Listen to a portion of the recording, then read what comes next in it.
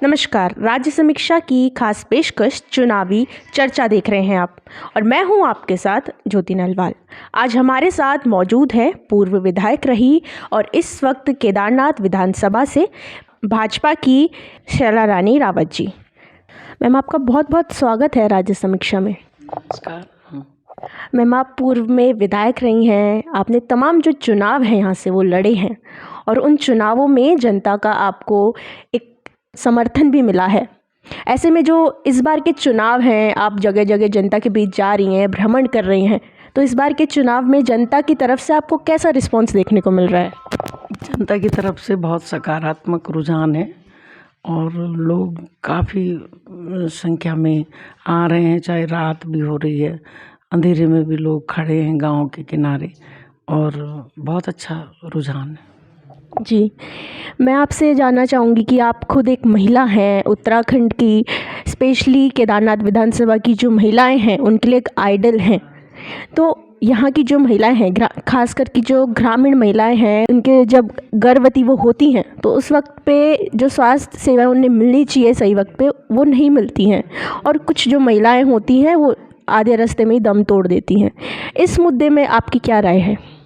इस मुद्दे में स्वास्थ्य सुविधाएं होनी चाहिए।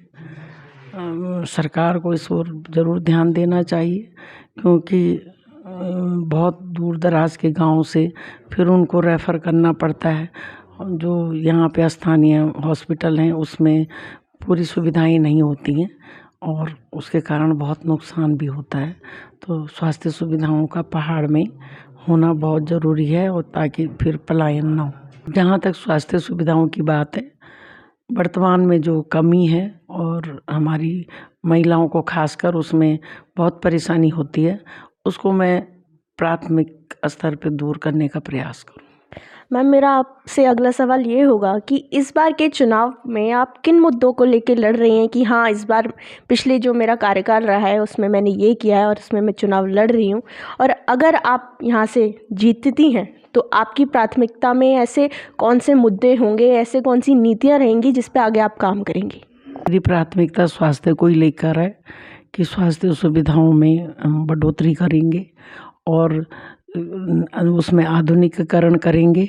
हॉस्पिटल की बिल्डिंग है लेकिन डॉक्टर नहीं है, तो उसमें सारी सुविधाएं, ताकि हमें दूसरी जगह मरीज़ को रेफ़र ना करना पड़े, यहीं इसी लोकल लेवल पे उनकी परेशानियां दूर हो जाए। जो इस बार के चुनाव आप लड़ रहे हैं वो किस मुद्दों में मैम आप लड़ रहे हैं? स्वास्थ्य के मुद्दा है, सड़क का मुद्दा है और पेयजल का मुद्दा।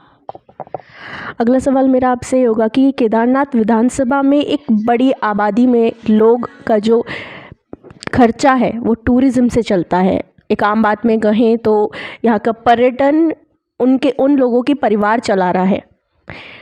बहुत समय हो गया ना हमने उनके लाभ को लेके कोई भी एक ऐसी नीति नहीं दिख रही है। तो इस मुद्दे पे आपका क्या कहना है? इसमें हमारे पास तीर्थाटन का है, पर्यटन का है, उसको एक मास्टर प्लान के तहत डेवलप करना पड़ेगा, ताकि हमारी जो आय का और रोज़गार का साधन है वो यहाँ पे अस्थायी रूप से हो सके। अगला मैं आपसे जानना चाहूँगी कि भाजपा की कुछ ऐसी नीतियाँ, कुछ ऐसी योजनाएं जो लोगों तक जन जन तक पहुँची हैं। ये आप अभी देखिएगा, आयुष्मान का है, उसमें उत्तराखंड प्रथम स्थान पे, गरीबों को बहुत लाभ पहुंचा है। संपत्ति में महिलाओं का अधिकार, उससे भी बहुत बड़ा आत्मबल मिला है महिलाओं को। और अभी ये टैबलेट मिला है बच्चों को, लड़कियों को, तो उसमें भी बहुत उनको सुविधाएं हैं पढ़ाई की, जैसे ऑनलाइन पढ़ाई की, उसका गांव में बहुत क्रेज हो रहा है। और इसी तरह से हमारा ये ऑल वेदर रोड का है, अब हम बहुत कम समय में यहाँ से देहरादून जा सकते हैं। रेलवे का निर्माण बहुत तेज़ गति से हो रहा है, जो यहाँ की वर्तमान उपलब्धियाँ। और केदारनाथ के लिए रोपवे का भी प्रोजेक्ट जारी है, उस पर काम बहुत जल्दी शुरू हो जाएगा।